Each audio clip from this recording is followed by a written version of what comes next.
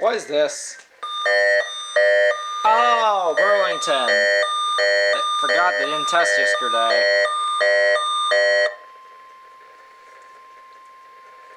This is a test of NWS radio's warning alarm system. The attention signals you just heard will automatically activate special receivers to warn of the impending hazard.